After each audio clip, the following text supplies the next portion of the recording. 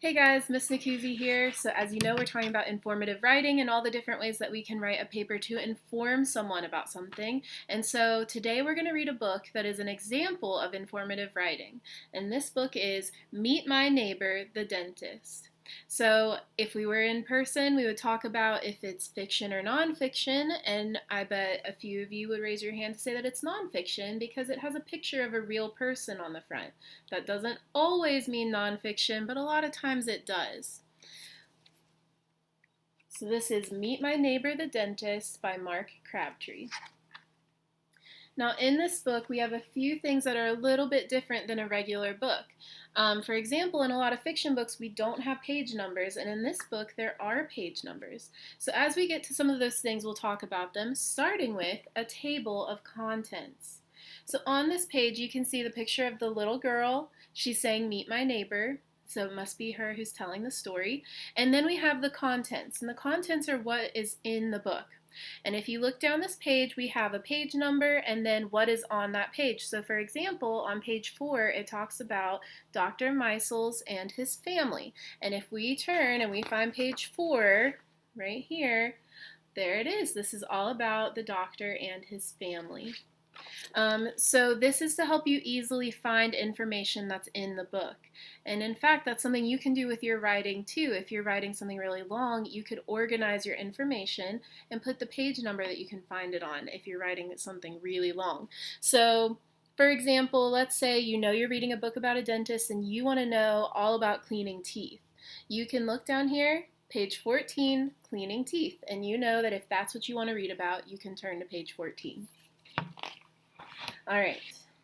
Meet my neighbor, Dr. David Meisels, the dentist. David is at home with his wife, Hyla, and their daughters, Britt and Shiraz.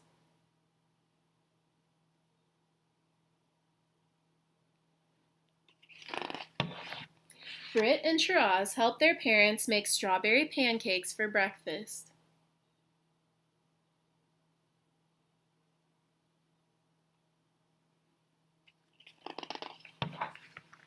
At his office, David washes his hands before treating his patient, Jacqueline.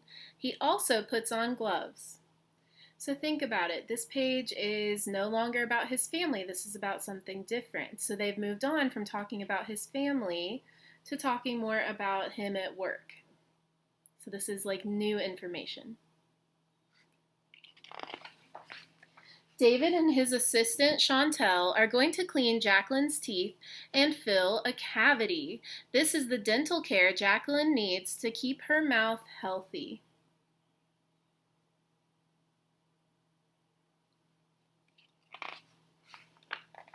David and Chantel look at a picture of Jacqueline's teeth called an X-ray. So I'm going to point out something else. When you look at the text down here, the text meaning the words, we have this word X-ray looks a little bit darker than the other words. That's called bold. So this word is bold because it's probably an important word or a vocabulary word, something that you want to make sure you know the meaning of, and that might pop up again later.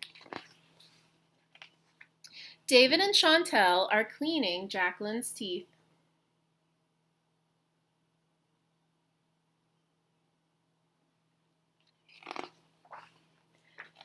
David wears special glasses so he can see Jacqueline's teeth up close.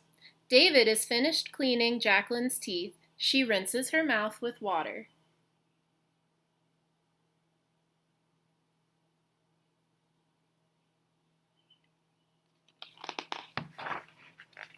Next, Chantel helps David fill a cavity in Jacqueline's tooth. David uses his tools to fill the cavity. Jacqueline watches TV while David and Chantel work on her teeth.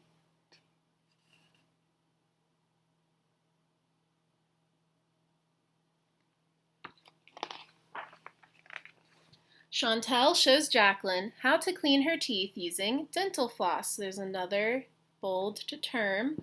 Jacqueline's appointment is done. Chantel cleans the dental tools. More bold words.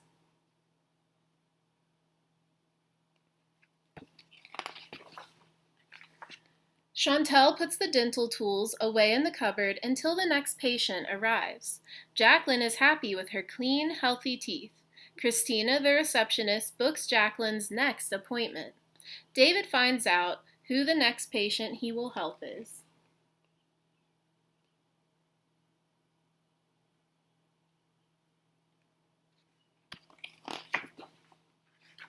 Okay, and here's our next text feature, which is something that we're also talking about, glossary. Glossary, and on this page, do you recognize some of these words? There's x-ray, dental tools, dental floss. These were the words that were bold. So in the back of some nonfiction books, they have a glossary which tells you the definition of words. And this doesn't have a written definition, but it has pictures so you can see what they mean by those words. So a glossary is another helpful tool in nonfiction books to help you understand what you're reading. All right, that was our example of nonfiction today.